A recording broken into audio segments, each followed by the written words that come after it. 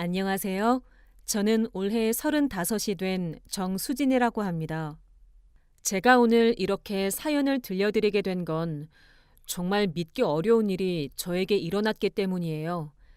그 이야기를 하기 전에 먼저 제 과거부터 말씀드려야 할 것 같습니다.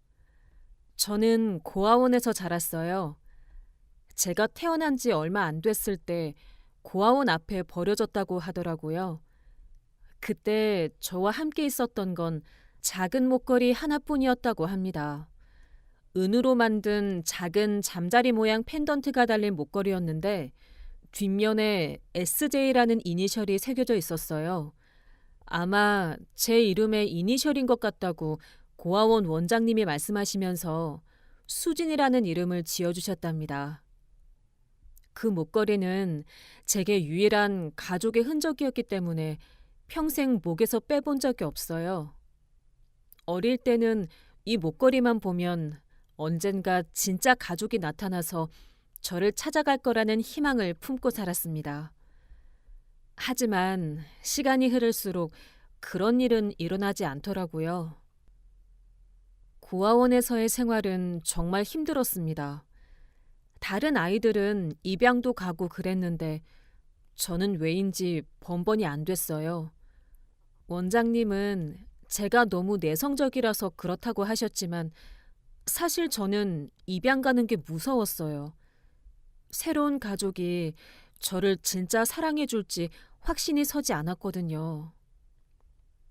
수진아, 이번에 오신 부모님들이 너를 보고 싶어 하신다. 예쁘게 인사하고 밝게 웃어보렴.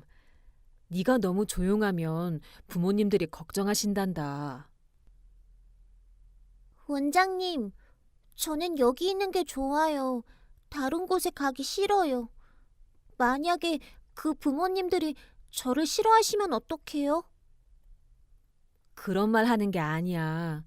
너도 다른 친구들처럼 따뜻한 가정에서 살아야지. 그래야 행복하게 클 수 있단다. 하지만 저는 끝내 입양되지 못했고 고등학교를 졸업할 때까지 고아원에서 지냈습니다.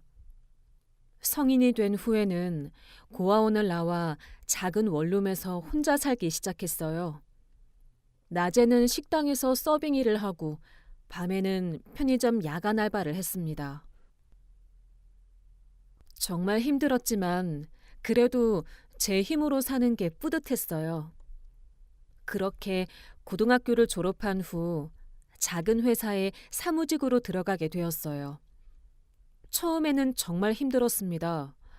고아원에서 나와서 원룸을 얻고 새로운 직장에 적응하는 것까지 모든 게 혼자 해결해야 하는 일들이었거든요. 하지만 회사 동료들이 친절하게 도와줘서 점점 적응할 수 있었어요. 특히 그때 같은 부서에 있던 민호가 신입사원인 저를 많이 챙겨줬습니다. 수진 씨, 업무 적응하는데 어려움 없어요? 처음에는 다들 힘들어하는데 궁금한 거 있으면 언제든 물어보세요. 감사합니다. 아직 모르는 게 많아서 실수할까 봐 걱정이에요. 천천히 하면 돼요. 누구든 처음에는 그런 거니까. 그리고 수진 씨는 정말 성실하고 꼼꼼한 것 같아요. 분명히 잘할 거예요. 그렇게 몇 년을 함께 일하면서 자연스럽게 가까워졌고 결국 연인 사이가 되었습니다. 처음에는 제가 고아 출신이라는 걸 말하기가 망설여졌는데 민호가 그런 저를 따뜻하게 받아줬어요. 수진아, 과거는 중요하지 않아.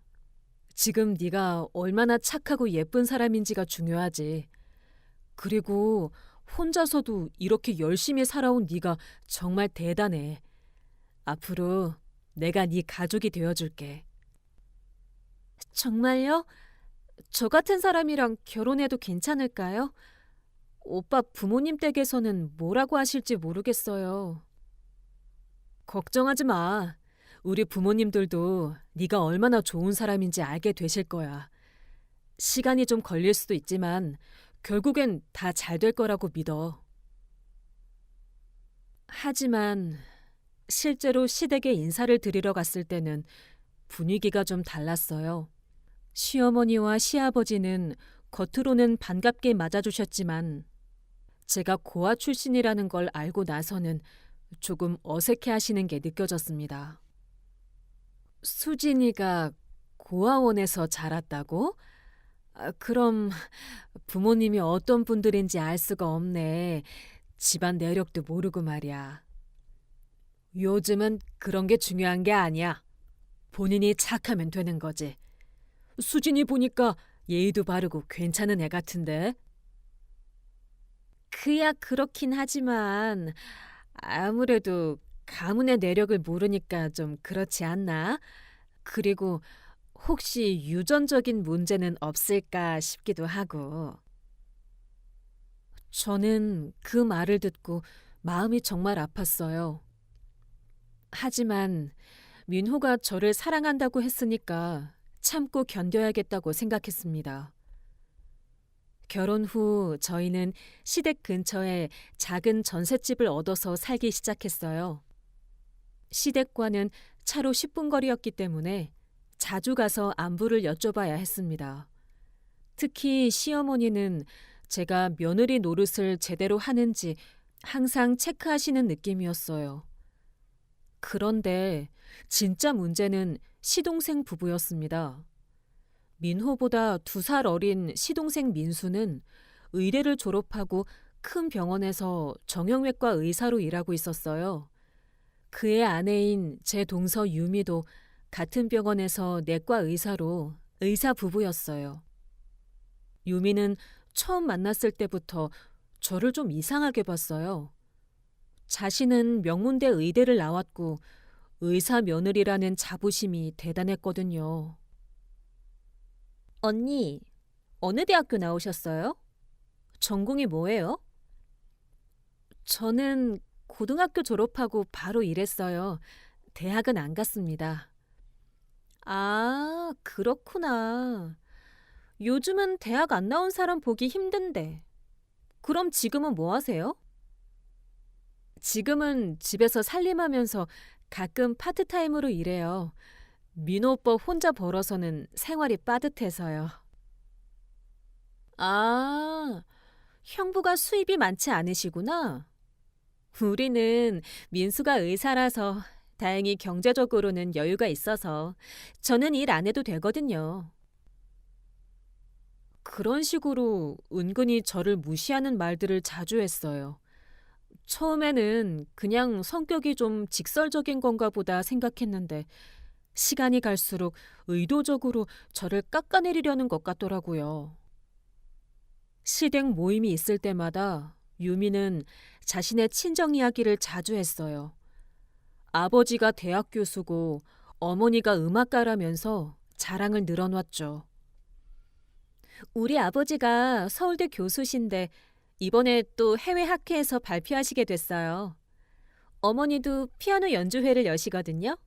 시어머님도 시간 되시면 한번 오세요. 어머, 그래? 정말 대단한 집안이네. 유미가 그런 훌륭한 집안에서 자라서 그런지 정말 똑똑하고 교양이 있어 보여. 감사해요. 저희 집안은 대대로 학자 집안이라서 교육을 정말 중요하게 생각해요. 아이들 교육에 대해서도 노하우가 많고요. 그러면서 슬쩍 저를 쳐다보며 미소를 지었어요. 그 눈빛에는 너는 그런 배경이 없잖아 라는 뜻이 담겨 있는 것 같았습니다. 저는 그럴 때마다 움츠러들 수밖에 없었어요. 정말로 저는 어떤 집안 출신인지도 모르고 대학도 못 나왔으니까요. 하지만 그렇다고 해서 제가 나쁜 사람은 아니잖아요. 저 나름대로는 정말 열심히 살아왔고 착하게 살려고 노력했는데 말이에요. 민호는 그런 저의 마음을 알고 있었지만 동생 부부를 직접적으로 뭐라고 하기는 어려웠어요. 수진아, 유미가 말을 좀 그렇게 하는 것 같은데 너무 신경 쓰지 마. 원래 성격이 좀 그래. 나쁜 의도는 없을 거야. 그런가요? 저는 자꾸 의도적으로 저를 무시하는 것 같은데 제가 너무 예민한 걸까요? 아니야. 네가 예민한 게 아니라 유미가 좀 배려가 부족한 거야. 하지만 가족인데 계속 그럴 수는 없을 거야. 시간이 지나면 나아질 거라고 생각해. 하지만 시간이 지나도 상황은 나아지지 않았어요. 오히려 더 심해졌습니다. 유미는 시댁 식구들 앞에서는 저한테 친절하게 대했지만 둘이 있을 때는 완전히 달랐어요. 한 번은 시댁에서 차례를 지낼 때였어요. 제가 음식 준비를 도와드리고 있는데 유미가 저한테 이렇게 말하더라고요. 언니, 음식 만드는 거 많이 서툴러 보이네요. 혹시 어릴 때 어머니한테 배운 적이 없어서 그래요? 제가 고아원에서 자라서 그런 걸 배울 기회가 없었어요. 그래도 요즘에는 인터넷 보면서 열심히 배우고 있어요. 아, 맞다. 언니는 부모님이 안 계시죠? 그럼 친정 음식 같은 것도 모르겠네요? 불쌍하긴 하지만 그래도 이제는 우리 집안 며느리가 됐으니까 우리 집 음식 맛은 제대로 내야죠. 그 말을 들으니까 정말 마음이 아팠어요. 제가 부모님이 없다는 것 때문에 계속 상처받아야 하는 건지 그래도 참고 견뎠습니다. 시간이 흘러 저희 부부도 아이를 가지게 되었어요. 임신 소식을 듣고 시댁에서는 정말 기뻐하셨습니다. 특히 시어머니는 손주를 보게 된다며 정말 좋아하셨어요. 어머, 수진이가 임신했다고? 정말 기쁘다. 우리 집에 드디어 손자가 생기는구나. 몸조리 잘하고 좋은 것들 많이 먹어야 해. 태교도 잘하고 말이야. 하지만 유미의 반응은 달랐어요. 겉으로는 축하한다고 했지만 눈빛이 별로 좋지 않더라고요. 언니, 축하해요. 그런데 아이 교육은 어떻게 할 생각이에요? 요즘 교육비가 정말 많이 들잖아요. 아직 태어나지도 않았는데 벌써 그런 걸 생각하기에는 이르지 않을까요? 일단 건강하게 낳는 게 먼저죠. 그렇긴 하지만 미래 계획은 세워둬야죠.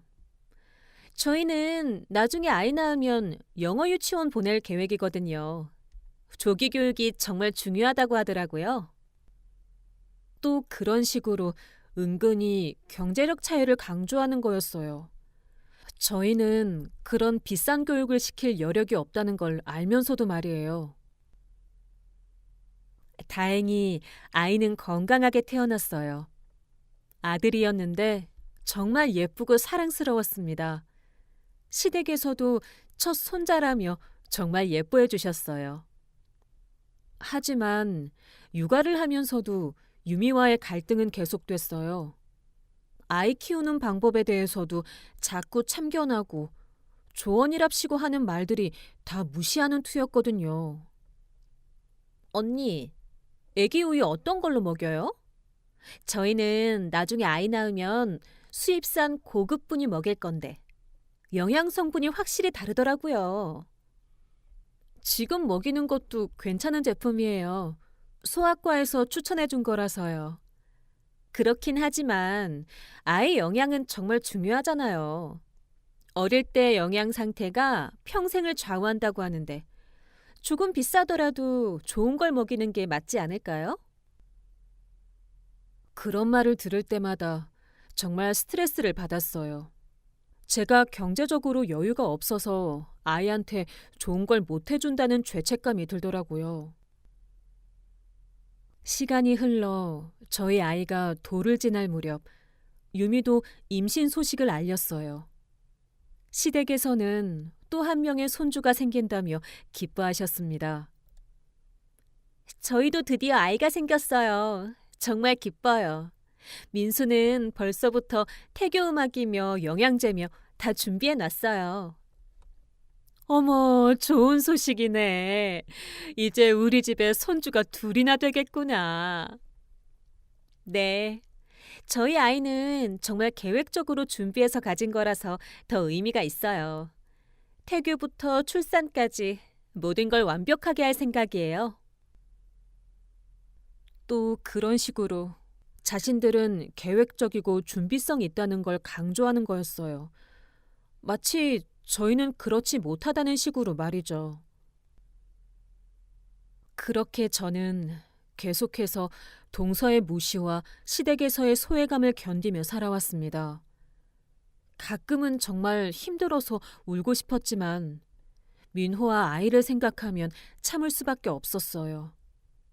그리고 혹시나 해서 목에 걸고 있는 그 목걸이만 바라보며 언젠가는 제게도 좋은 일이 생길 거라고 믿고 싶었습니다. 하지만 그때는 몰랐어요. 정말로 제 인생을 바꿔놓을 엄청난 일이 곧 일어날 거라는 걸 말이에요. 그렇게 동서와의 미묘한 갈등 속에서 시간이 흘러갔습니다. 저희 아이도 이제 5살이 되었고 유민의 아이도 3살이 되었어요. 아이들끼리는 사촌 간에 잘 놀았지만 어른들 사이의 분위기는 여전히 어색했습니다. 그런데 어느 날 정말 예상치 못한 일이 일어났어요. 민호가 갑자기 회사에서 급한 서류를 유미가 근무하는 병원에 전달해야 한다고 하더라고요. 수진아, 미안한데 너 혹시 오늘 시간 있어? 회사에서 급하게 병원에 서류를 전달해야 하는데 내가 회의 때문에 못 갈 것 같아서. 무슨 서류인데요? 우리 회사가 병원 의료기기 납품 계약 건으로 일하고 있잖아. 그런데 계약서에 수정사항이 생겨서 오늘 중으로 병원 측에 전달해야 한다는 거야. 유미가 일하는 그 병원이거든. 아, 그렇구나. 그럼 제가 가서 유미한테 전달하면 되는 거예요? 어, 유미한테 직접 주면 돼. 그런데 정말 급한 거라서 오늘 오후에는 꼭 전달해야 해. 너무 급히 부탁하는 것 같아서 미안해. 저는 흔쾌히 승낙했어요. 사실 유미와는 그동안 어색한 관계였지만 가족 일이고 민호가 부탁하는 거니까 도와드려야겠다고 생각했거든요. 오후에 저는 정장을 차려입고 병원으로 향했습니다. 유미가 근무하는 곳은 시내에서도 꽤 큰 종합병원이었어요. 들어가 보니까 정말 크고 웅장하더라고요. 로비에는 사람들이 많았고 의료진들이 바쁘게 오가는 모습이 보였습니다. 저는 안내 데스크에 가서 유미를 찾았어요. 안녕하세요. 내과에서 근무하시는 김유미 선생님을 찾고 있는데요. 김유미 선생님이요? 지금 진료 중이실 텐데요. 어떤 용무이신지 말씀해 주시면 연락드릴게요. 급한 서류 전달 건이에요. 가족이라서 직접 전달해야 해서요. 아, 그러시면 내과 병동으로 가시면 됩니다. 3층이에요. 저는 3층으로 올라가서 내과 병동을 찾았어요. 간호사 스테이션에서 유미를 찾고 있는데 마침 유미가 의사 가운을 입고 나타나더라고요. 유미야, 안녕? 언니? 갑자기 여기 왜 왔어요? 무슨 일이에요? 남편이 부탁해서 왔어요. 회사에서 급한 서류를 전달해달라고 해서요. 그런데 유미의 표정이 별로 좋지 않더라고요. 뭔가 당황하는 것 같기도 하고 불편해하는 것 같기도 하고요. 아, 그래요? 그럼 서류 주세요. 제가 담당자한테 전달할게요. 남편이 유미한테 직접 전달하라고 했는데요. 확인해 보시고 문제 없으면 사인해 달라고도 하고요. 지금은 진료 시간이라서 좀 바빠요. 나중에 확인할게요. 그때 유미와 함께 일하는 다른 의사 선생님들이 지나가면서 저희를 봤어요. 유미는 갑자기 제 팔을 잡더니 좀 한적한 곳으로 저를 끌고 갔습니다. 언니, 잠깐만요. 여기서 얘기하면 안 될 것 같아서요. 왜요? 그냥 서류 확인하고 사인만 받으면 되는 거 아니에요? 그게 아니라 지금 병원에 있는 동료들이 보고 있잖아요. 좀 어색해서요. 저는 그때 이상하다고 생각했어요. 뭐가 어색하다는 건지 이해가 안 됐거든요. 그냥 가족이 서류 전달하러 온 건데 뭐가 문제인지 모르겠더라고요. 그런데 바로 그때였어요. 유미의 동료 의사 선생님 몇 분이 저희 쪽으로 오면서 말을 거는 거예요. 선생님, 저분은 누구세요? 처음 보는 분 같은데? 그러자 유미가 정말 당황하는 기색을 보이더니 저한테 충격적인 말을 하는 거예요. 아, 이분은 우리 집 가정부 아줌마예요. 집안일 도와주시는 분이시죠. 저는 그 말을 듣고 정말 깜짝 놀랐어요. 가정부라고요? 저는 유미의 시누이인데 가정부라니요. 유미야, 뭔 소리야? 나 언니잖아. 하지만 유미는 제 말을 못 들은 척하면서 동료들한테 계속 이야기를 하더라고요. 네, 우리 집에서 청소하고 요리 도와주시는 분이에요. 오늘 급한 일이 있어서 병원까지 오신 거죠. 아, 그렇구나. 요즘 가정부 구하기도 힘든데 좋은 분 만나셨네요. 네, 다행히 성실하고 일 잘하셔서 만족하고 있어요. 저는 정말 말이 안 나왔어요. 어떻게 시누이를 가정부라고 소개할 수 있는 건지 너무 충격적이어서 한동안 아무 말도 못했습니다. 그런데 아줌마, 어떤 일로 오신 거예요? 유미가 재빨리 대답했어요. 집안일로 좀 상의할 게 있어서 오신 거예요. 그런데 지금 제가 진료 시간이라서 시간이 없어요. 아, 그러시면 금방 끝내세요. 우리는 먼저 갈게요. 동료들이 떠나고 나서 저는 유미한테 화를 냈어요. 유미야, 지금 뭐 하는 거야? 나를 가정부라고 소개하다니 이게 말이 돼? 언니, 목소리 좀 낮춰요. 여기 병원이에요. 목소리를 낮추라고?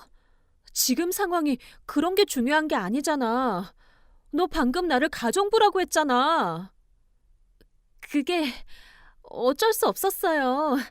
갑자기 동료들이 물어보는데 뭐라고 대답해야 할지 몰라서요. 뭐라고 대답해야 할지 모른다고? 그냥 시누이라고 하면 되는 거 아니야? 왜 가정부라고 거짓말을 해? 언니도 이해해 주세요. 제가 병원에서 일하는 입장에서는 좀 어려워요. 뭐가 어렵다는 거야? 가족이라고 소개하는 게 뭐가 어려워? 그때 유미가 정말 충격적인 말을 했어요. 솔직히 말하면 언니가 대학도 안 나오고 그냥 회사 사무직으로 일하시잖아요.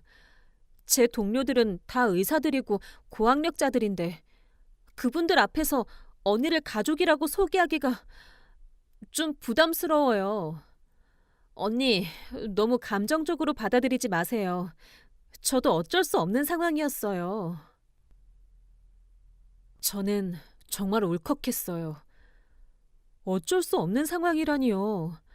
가족을 가정부라고 소개하는 게 어쩔 수 없는 상황이라는 거예요? 유미야, 너 정말 너무한다. 나는 네 시누이야, 가족이라고. 그런데 너는 나를 가정부라고 소개해? 이게 말이 돼? 언니, 목소리 좀 낮춰요. 다른 사람들이 다 보고 있어요. 지금 그게 중요해? 너는 나한테 사과부터 해야 하는 거 아니야? 사과요? 제가 뭘 잘못했다고 사과를 해요? 뭘 잘못했냐고? 가족을 가정부라고 거짓말한 게 잘못이 아니야? 언니, 솔직히 말해서 언니가 갑자기 병원에 나타나니까 저도 당황스러웠어요. 미리 연락이라도 해주셨으면 좋았을 텐데. 미리 연락? 남편이 급한 서류라고 해서 온 건데 무슨 미리 연락이야. 그래도 예의상 연락은 해주셔야죠. 저는 병원에서 일하는 사람이에요. 갑자기 나타나면 곤란하다고요. 저는 점점 화가 치밀어 올랐어요. 유미는 자신이 잘못한 건 인정하지 않고 오히려 저한테 잘못이 있다는 식으로 말하고 있었거든요. 곤란하다고? 가족이 찾아오는 게 곤란하다는 거야? 그럼 너는 나를 뭐로 생각하는 거야? 언니, 너무 극단적으로 생각하지 마세요. 저는 그냥 상황이 어색해서 그랬을 뿐이에요. 상황이 어색해서 가족을 가정부라고 소개해? 이게 정상적인 생각이야? 그때 지나가던 간호사들이 저희 쪽을 쳐다보기 시작했어요. 아무래도 저희가 큰 소리로 얘기하니까 주목을 받는 것 같았어요. 저는 정말 어이가 없었어요. 자신이 저지른 일에 대해서는 변명만 하고 오히려 저한테 이해해달라고 하다니요. 저는 정말 참을 수가 없어서 유미한테 소리를 질렀어요. 김유미, 너 어떻게 가족한테 이럴 수가 있어? 나는 네 시누이라고, 가정부가 아니라. 언니, 제발 목소리 좀 낮춰요. 목소리 낮출 거 없어. 나는 이제 너랑 가족 아니야. 앞으로 내 앞에 나타나지도 마. 저는 정말 화가 나서 더 이상 이 자리에 있고 싶지 않았어요. 서류를 바닥에 던지고 병원을 나가려고 했습니다. 그때 갑자기 뒤에서 누군가가 저를 부르는 소리가 들렸어요. 저는 뒤를 돌아봤는데 나이가 지긋한 분이 저를 향해 걸어오고 있었어요. 양복을 입고 있고 의사 가운을 걸치고 있는 걸 보니 병원 관계자인 것 같았어요. 그분이 저에게 다가오더니 정말 놀란 표정으로 저를 쳐다봤어요. 특히 제 목에 걸려있는 목걸이를 유심히 보더라고요. 실례지만 혹시 그 목걸이를 어디서 구하셨나요? 저는 갑자기 무슨 소리인지 몰라서 당황했어요. 네? 목걸이요? 네, 목에 걸고 계신 그 은목걸이 말입니다. 잠자리 모양의 이니셜이 새겨진. 저는 무의식적으로 제 목걸이를 만졌어요. 어릴 때부터 항상 차고 다니던 그 목걸이를요. 아, 이 목걸이요? 이건 어릴 때부터 갖고 있던 건데요. 그러자 그분의 얼굴이 더욱 놀란 표정이 되었어요. 손이 떨리는 것까지 보이더라고요. 어릴 때부터 갖고 계셨다고요? 혹시 그 목걸이에 대해서 더 자세히 말씀해 주실 수 있나요? 어떻게 갖게 되신 건지. 저는 고아원에서 자랐는데요. 고아원 원장님이 제가 버려졌을 때 이 목걸이를 차고 있었다고 하시더라고요. 그래서 평생 간직하고 있는 거예요. 그분은 제 말을 듣더니 눈물을 글썽이기 시작했어요. 고아원에 갔을 때, 그럼 혹시 몇 년생이신가요? 어느 고아원이었나요? 저는 1990년생이고요. 서울 노원구에 있는 고아원이었어요. 그런데 왜 이런 걸 물어보시는 건가요? 그분은 더욱 흥분하시면서 떨리는 목소리로 말씀하셨어요. 1990년생, 노원에 있는 고아원, 잠자리 모양 은목걸이, 이럴 수가 있나요? 저는 정말 당황스러웠어요. 처음 보는 분인데 왜 이렇게 반응하시는 건지 전혀 이해할 수가 없었거든요. 죄송한데 누구신지 여쭤봐도 될까요? 유미도 소란을 듣고 병원 로비로 나와 있었는데 그분을 보더니 깜짝 놀라는 표정을 지었어요. 원장님? 무슨 일이세요? 원장님이라고요? 그러니까 이분이 이 병원의 원장님이라는 거였어요. 그런데 왜 저한테 이렇게 반응하시는 건지. 병원장은 눈물을 흘리면서 제 손을 조심스럽게 잡았어요. 혹시, 정말 혹시인데, 당신이 제가 평생 찾던 그 아이일까요? 35년 전에 제가 잃어버린 딸일까요? 저는 너무 충격을 받아서 말이 나오지 않았어요. 딸이라고요? 무슨 말씀이세요? 그 목걸이, 제가 35년 전에 사랑했던 여자에게 선물을 준 목걸이입니다.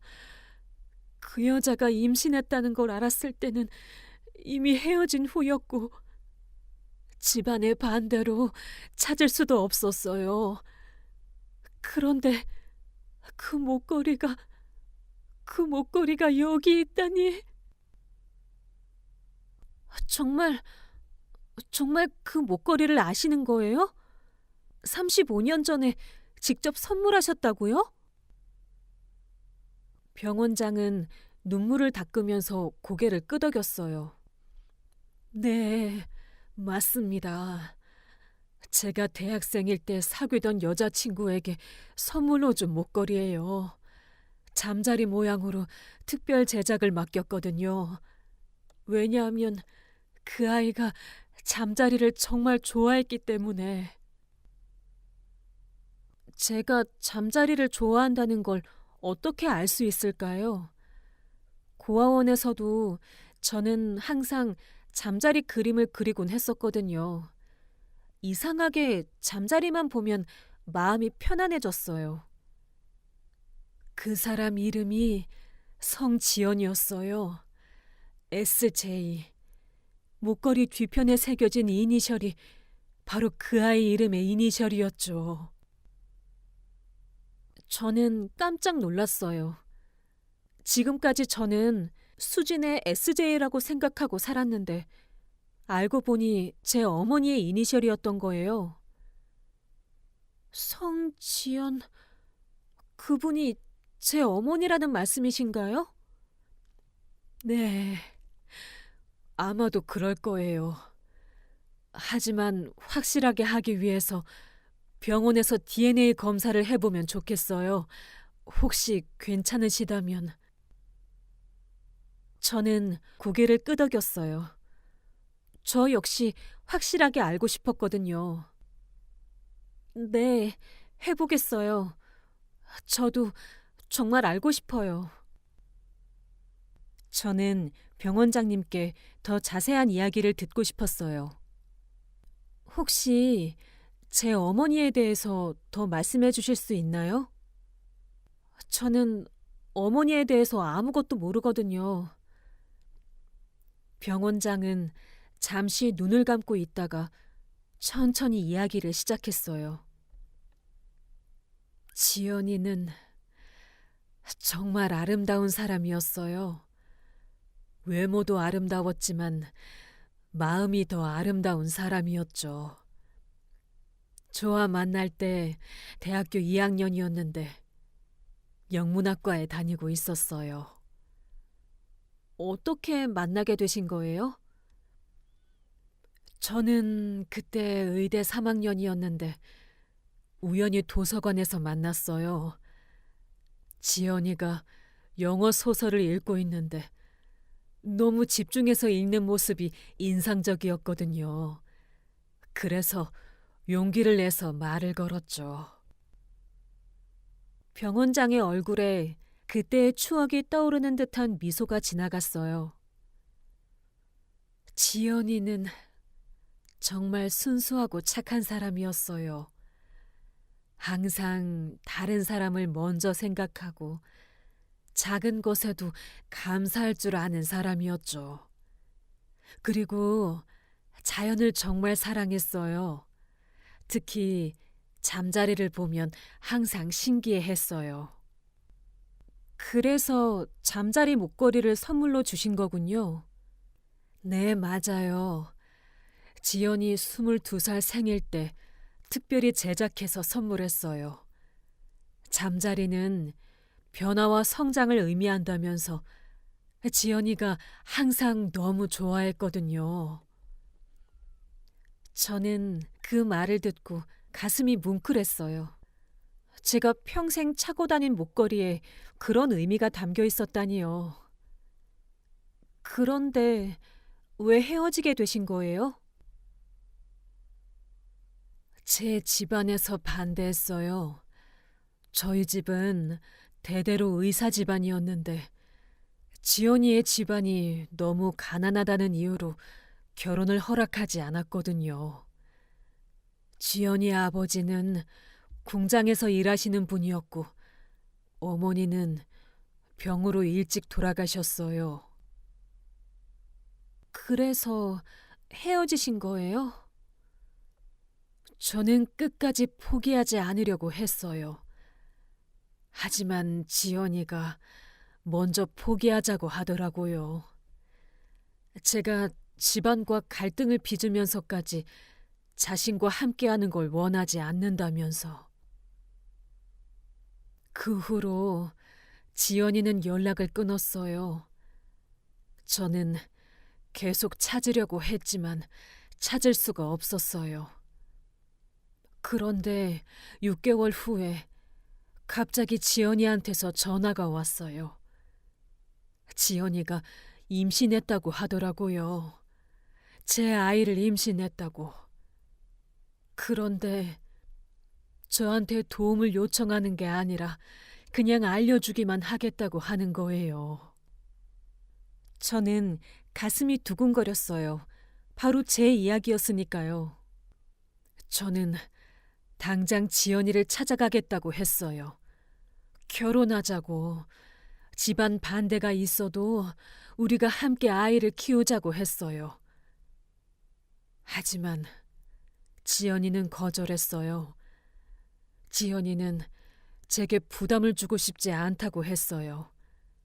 그리고 자신이 혼자서도 아이를 잘 키울 수 있다고 하더라고요.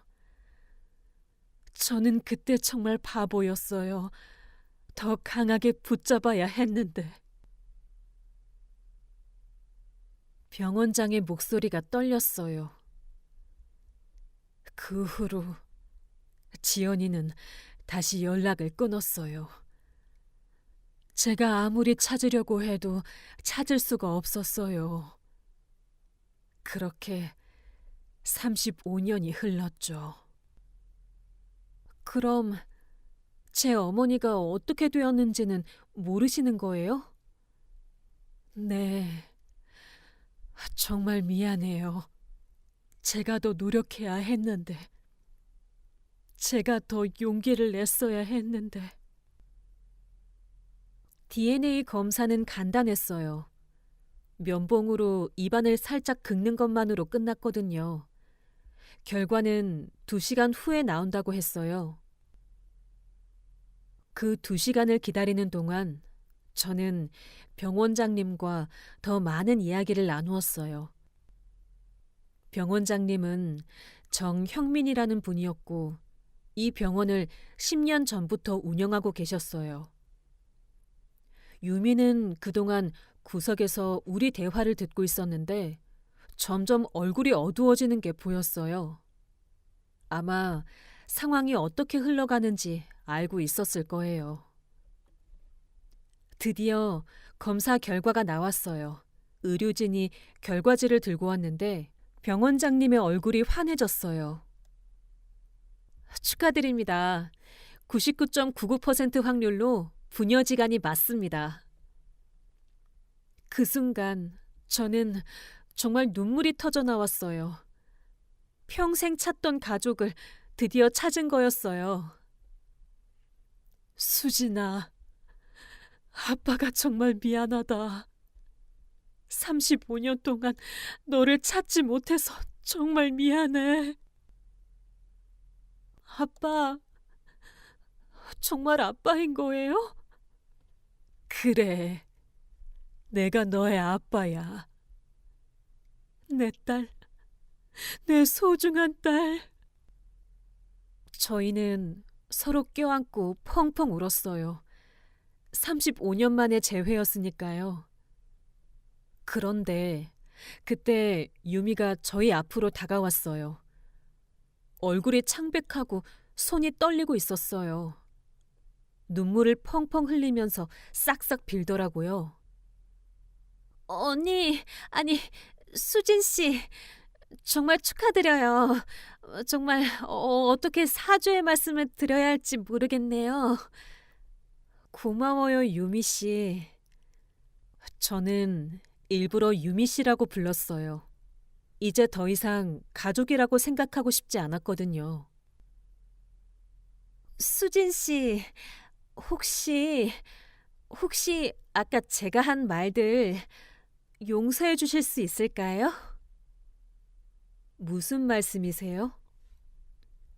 제가 수진 씨를 가정부라고 소개한 것 정말 잘못했어요. 제가 정말 어리석었어요. 그제서야 아버지가 무슨 일인지 알고 싶어 하셨어요. 무슨 일이 있었나요?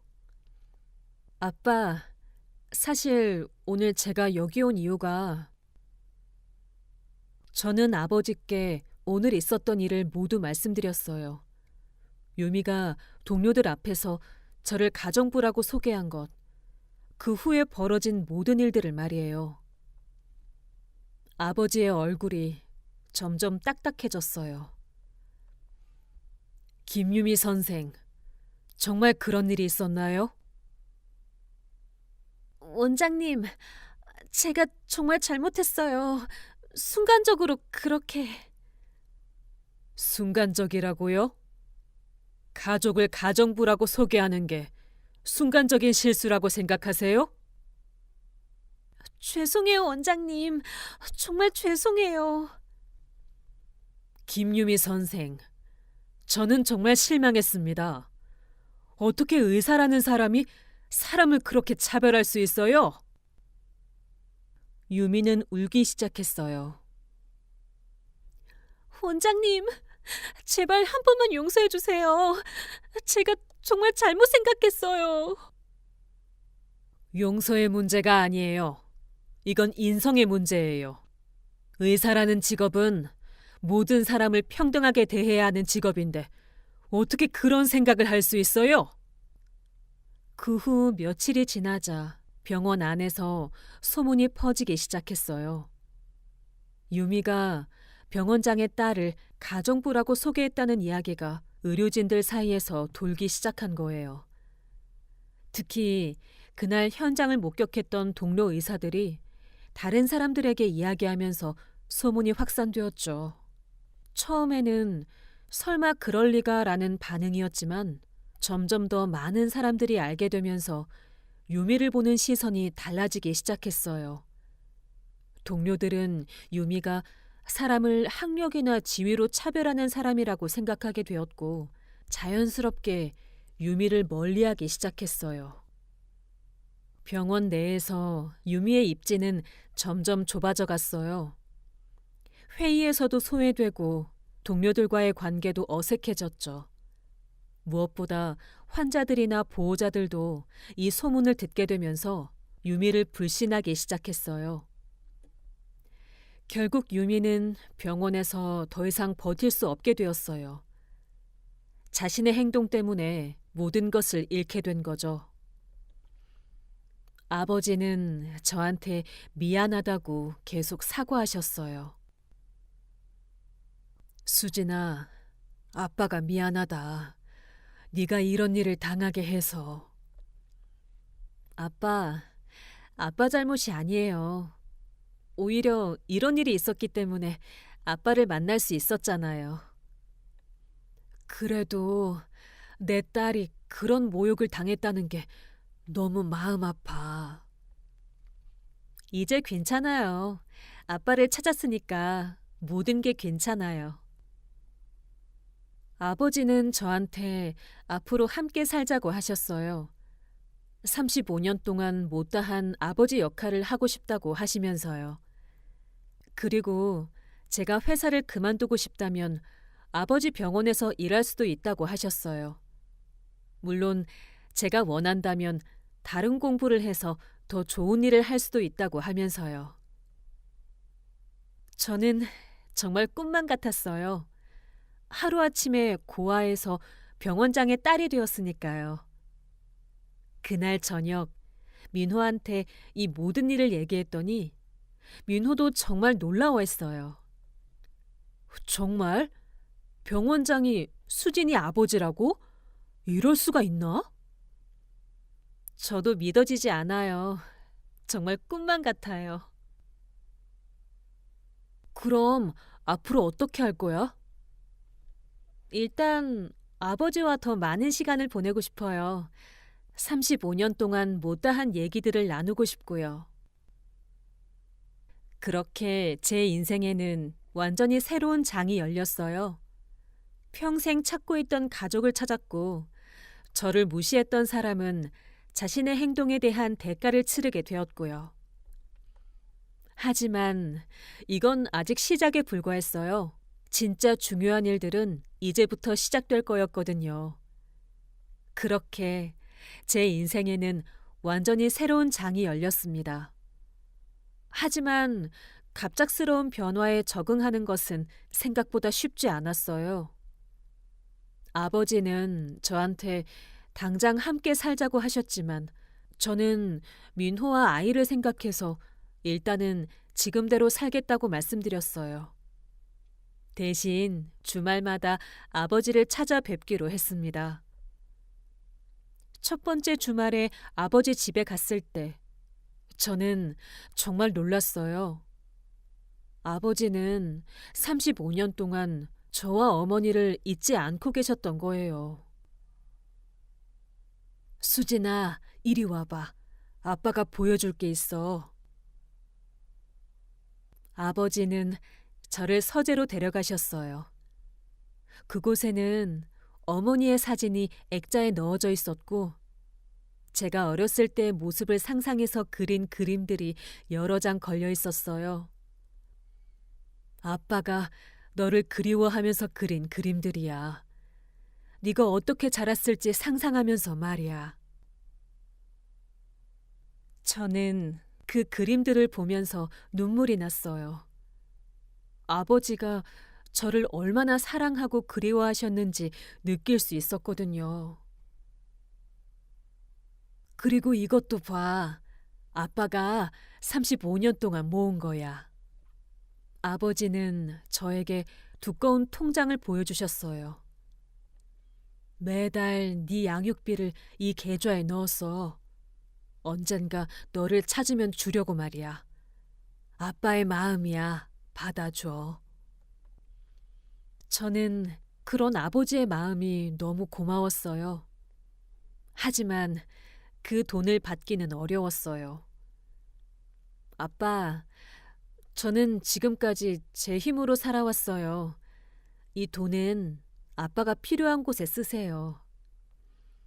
그럼 우리 손자 교육비라도 써줘. 아빠가 손자한테 해줄 수 있는 게 그것밖에 없잖아. 결국 저는 아이 교육비 명목으로 일부를 받기로 했어요. 아버지의 마음을 완전히 거절할 수는 없었거든요. 한편 유미의 상황은 병원에서 많이 어려워지고 있었어요. 그날 있었던 일이 동료들 사이에 소문이 나면서 유미를 보는 시선이 완전히 달라진 거예요. 민호가 시댁에서 들은 얘기로는 유미가 병원에서 계속 일하고는 있지만 동료들과의 관계가 정말 어색해졌다고 하더라고요. 유미가 요즘 병원에서 정말 힘들어한다던데 동료들이 예전처럼 편하게 대해주지 않는다고 해. 의사니까 환자 진료는 계속하고 있지만 회의나 모임에서는 많이 소외되고 있다고 하더라. 그런데 한 달 후에 정말 예상치 못한 일이 일어났어요. 유미가 저희 집에 찾아온 거예요. 유미는 완전히 초라한 모습이었어요. 살도 많이 빠지고 얼굴도 많이 상해 있었어요. 수진 씨, 정말 죄송합니다. 제가 용서받을 자격도 없지만 한 번만 기회를 주세요. 유미 씨, 갑자기 찾아와서 무슨 말씀이세요? 저, 저 정말 잘못했어요. 제가 너무 어리석었어요. 사람을 학력이나 지위로 판단한 제가 정말 잘못되었어요. 유미는 눈물을 흘리면서 계속 사과했어요. 수진 씨가 얼마나 좋은 분인지 이제야 알겠어요. 제가 정말 눈이 멀었어요. 이제 와서 그런 말씀을 하셔도 저 지금 병원에서 계속 일하고는 있지만 동료들이 저를 예전처럼 대해주지 않아요. 환자들도 소문을 들었는지 저를 피하는 분들이 계세요. 제가 한 일이 얼마나 큰 잘못인지 매일 느끼고 있어요. 저는 유미를 보면서 마음이 복잡했어요. 분명히 잘못한 건 맞지만 이렇게까지 무너진 모습을 보니 안쓰럽기도 했어요. 유미 씨, 저는 당신을 용서할 수 있어요. 하지만 그게 당신의 상황을 바꿔주지는 못해요. 알아요. 저는 그냥 용서받고 싶었어요. 제가 한 일이 얼마나 잘못되었는지 인정하고 싶었어요. 그 마음은 알겠어요. 하지만 앞으로는 사람을 겉모습이나 학력으로 판단하지 마세요. 모든 사람은 존중받을 자격이 있어요. 그 후로 유미는 다시 연락하지 않았어요. 나중에 들은 얘기로는 결국 다른 병원으로 이직했지만 예전처럼 자신감 있게 일하지는 못한다고 하더라고요. 아마 이번 일이 유미에게 큰 교훈이 되었을 것 같아요. 시간이 흘러 아버지와의 관계도 점점 더 깊어졌어요. 아버지는 정말 좋은 분이셨고 제가 어렸을 때 못해주신 만큼 저희 가족을 아껴주셨어요. 특히 저희 아이를 정말 예뻐하셨어요. 아이는 병원장 아버지를 정말 좋아했어요. 아버지도 손자 바보가 되셨고요. 민호도 아버지를 정말 좋아했어요.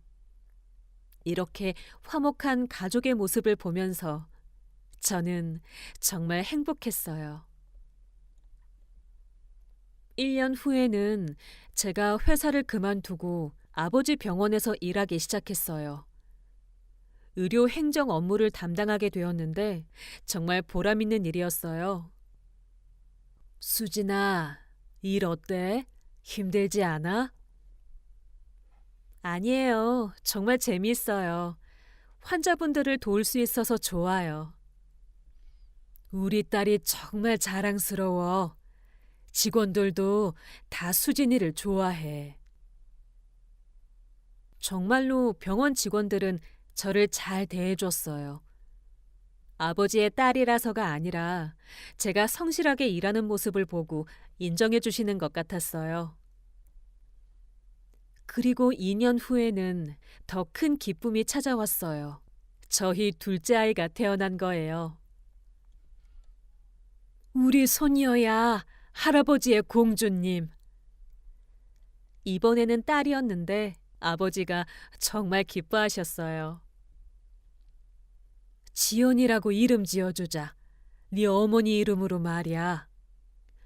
좋은 생각이에요, 아빠. 그렇게 저희 딸은 지연이가 되었어요. 하늘에 계신 어머니도 기뻐하실 것 같았어요. 시간이 더 흘러 지금은 5년이 지났어요. 저는 정말 행복한 삶을 살고 있습니다. 아버지는 건강하시고 민호와의 관계도 더욱 좋아졌어요. 아이들은 할아버지를 너무 좋아하고 저는 병원에서 환자들을 도우며 보람찬 일을 하고 있어요. 가끔 예전 일을 생각해 보면 정말 운명이란 게 신기하다는 생각이 들어요. 유미가 저를 가정부라고 소개하지 않았다면 아버지를 만날 수 없었을 거니까요. 지금도 목에는 그 잠자리 목걸이를 차고 있어요. 이제는 어머니와 아버지의 사랑이 담긴 목걸이라는 걸 알고 있으니까 더욱 소중해요. 유미는 나중에 들은 얘기로는 다른 병원으로 이직해서 일하고 있다고 해요. 하지만 예전보다 많이 겸손해졌고 환자들이나 동료들을 대할 때 훨씬 조심스러워졌다고 하더라고요. 저는 유미도 이번 일을 통해 많이 배웠을 거라고 생각해요. 사람은 누구나 실수할 수 있고 그 실수에서 배울 수 있으니까요. 저도 이 일을 통해서 많은 걸 배웠어요. 사람을 겉모습으로 판단하면 안 된다는 것, 그리고 포기하지 않으면 언젠가는 좋은 일이 생긴다는 것을요. 지금 저는 정말 행복합니다. 사랑하는 가족들과 함께 있고 의미 있는 일을 하면서 살아가고 있어요. 35년 만에 찾은 아버지와의 시간들도 정말 소중해요. 여러분도 힘든 일이 있으시더라도 포기하지 마세요. 저처럼 어떤 일이 인생을 바꿔놓을지 모르니까요. 그리고 다른 사람을 판단할 때는 조금 더 신중하셨으면 좋겠어요. 모든 사람에게는 각자의 이야기가 있고 그 이야기는 존중받을 가치가 있으니까요. 제 이야기는 여기서 마무리하겠습니다. 끝까지 들어주셔서 정말 감사합니다.